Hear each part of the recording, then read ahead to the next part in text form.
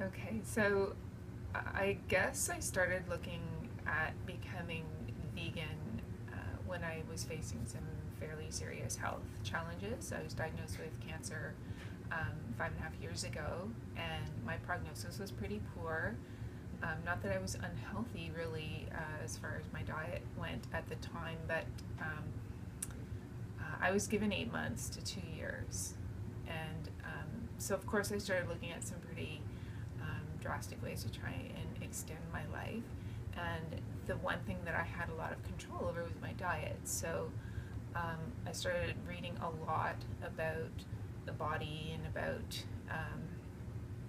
keeping it in balance. And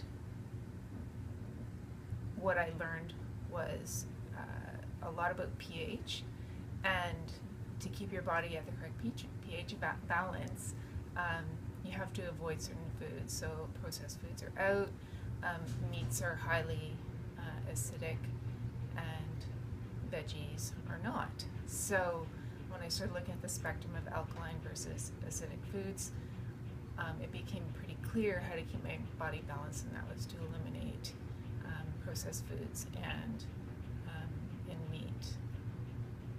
So that's how I fell into the vegan lifestyle at first.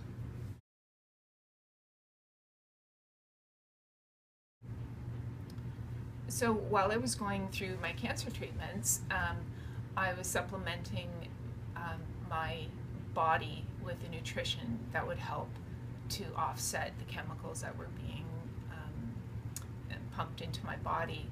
And like I said earlier, my prognosis was really poor, but all of a sudden I had surpassed the 8 months, and I was determined that I wouldn't just become a statistic, that I was going to beat this my way. And I started feeling great. The treatments ended. My doctors were shocked. I healed faster than they had seen anyone before. And not that they asked me what I was doing, because they like to take all the credit, of course. But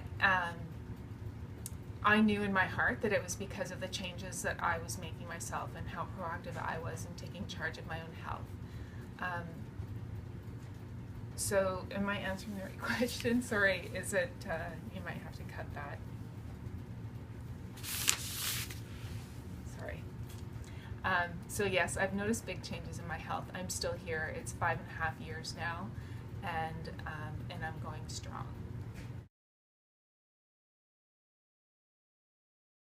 So changing your diet, it can be really daunting. And I think a lot of people try because they try fad diets and they try really extreme things. And vegan can be viewed as really extreme. So in considering going vegan, I suggest going baby steps. So you start gathering a couple cookbooks and trying some recipes. And maybe don't cut out meat altogether at first. But then once you start reducing the amount of meat you eat in your diet, when you do eat it, you feel like crap. So it becomes quite obvious, and it happens really fast, that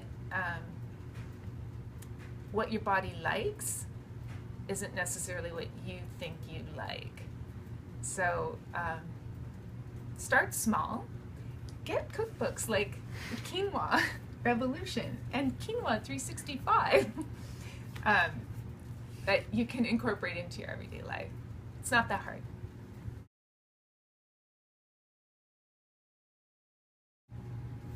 So if your health isn't reason enough to start looking at going vegan, you can start thinking about all those poor little animals.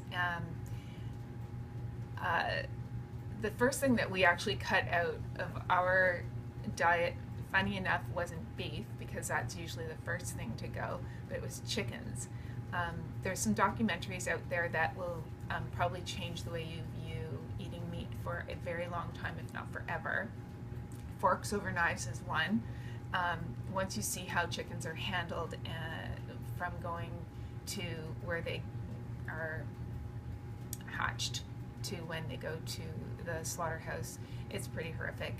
And another thing that I became quite political about was sharks and the practice of shark finning. So I became aware of grocery stores that sell shark fin products like TNT, and I choose now not to shop there, and I try and share that information with other people. I don't think they're aware of how horrific shark finning is, and there's restaurants too that serve those products, so I avoid those and I try and just share that information with other people.